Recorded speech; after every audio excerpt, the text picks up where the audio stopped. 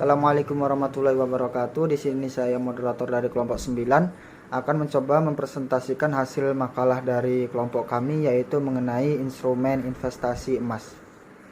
Adapun anggota kelompok dari kelompok 9 ini, yang pertama adalah Anggi Nur Pratama, selanjutnya ada Putri Wulandari, selanjutnya ada Vicky Oktaviani, dan saya Nur Samsi. Oke, langsung saja untuk materi yang pertama, yaitu mengenai pengertian dan investasi emas. Yang pertama adalah pengertian dan investasi emas. Emas merupakan komoditi investasi tradisional yang sudah diperjualbelikan sejak zaman dahulu. Emas atau biasa disebut dengan logam mulia juga merupakan salah satu instrumen investasi favorit karena nilainya yang selalu naik dan dari tahun ke tahun.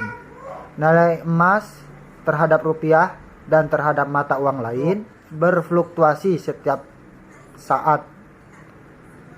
Emas merupakan logam mulia yang nilainya terus naik setiap waktu. Bahkan kalangan investor menilai bahwa dengan berinvestasi emas, nilai dari kekayaan mereka akan tetap terjaga.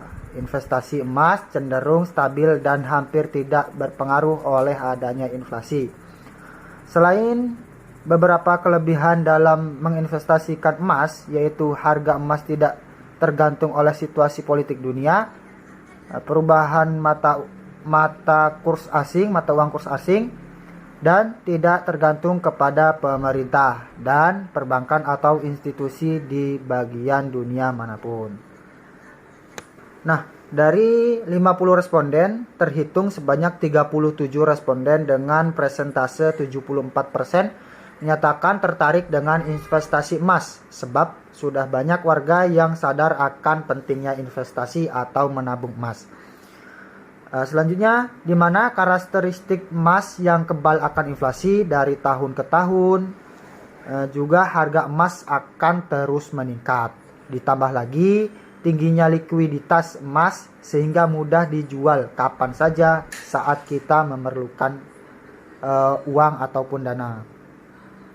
Nah, mayoritas memilih investasi emas itu untuk tujuan mengamankan kekayaan, mempertahankan nilai beli di masa depan, mencukupi rencana masa depan, dan bisa juga untuk menambah kekayaan nilai emas akan tetap aman meskipun sudah berkali-kali masuk ke pegadaian syariah.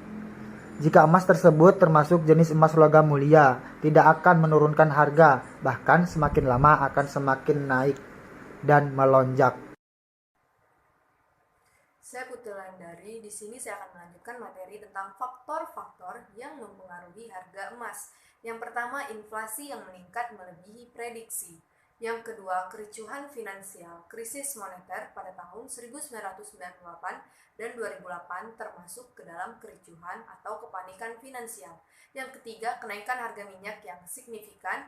Yang keempat, permintaan emas. Harga emas akan terus naik jika permintaan emas dunia yang terus naik berbanding terbalik dengan pasokan emas yang ada. Yang kelima, kondisi politik di dunia. Ketidakpastian ekonomi adalah akibat dari suhu politik dunia yang tinggi karena ketegangan yang terjadi antar negara-negara di dunia. Yang keenam, perubahan kurs. Melemahnya kurs dolar Amerika Serikat dapat mendorong kenaikan harga emas dunia. Materi selanjutnya adalah jenis-jenis investasi emas. Emas adalah salah satu kekayaan alam yang tidak dapat diperbaharui. Volume emas di dunia terbatas dan mengakibatkan harga emas cenderung stabil dan cenderung meningkat dari tahun ke tahun.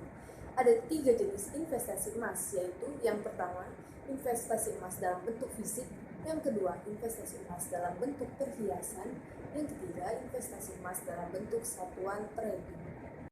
Kelebihan dan kekurangan investasi emas. Yang pertama, untuk kelebihan, emas merupakan simbol kebanggaan karena memiliki prestis tersendiri saat digunakan sehingga sebagai aksesoris. Salah satu tujuan investasi emas adalah untuk perhiasan atau aksesoris. Investasi ini menunjukkan kemakmuran.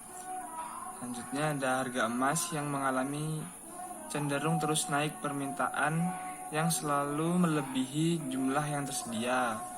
Ketiga, Emas dapat digunakan untuk mempertahankan kekayaan karena ketika disimpan, nilai tukarnya akan tetap sama, bahkan cenderung naik bila diperlukan dengan mata uang lain. Keempat, emas tersedia dalam bentuk yang beragam. Perhiasan sebagai bentuk batang ataupun koin. Yang terakhir ada emas dapat digadaikan jika darurat. Banyak tempat yang mau menerima gadai emas seperti Pegadaian Syariah salah satunya. Yang selanjutnya adalah kekurangan investasi pada emas. Yang pertama itu memiliki resiko kehilangan yang lebih tinggi. Yang kedua, harganya fluktuatif. Yang ketiga, dampaknya kecil terhadap ekonomi real. Dan yang keempat adalah harganya itu cenderung melambat ketika ekonomi stabil. Nah, yang selanjutnya ada instrumen investasi emas. Nah, ketika seorang investor ini ingin menginvestasikan dana yang dimilikinya, maka seorang investor ini akan mempertimbangkan instrumen-instrumen pada investasi seperti investasi emas, saham, derivatif maupun investasi pada valuta asing.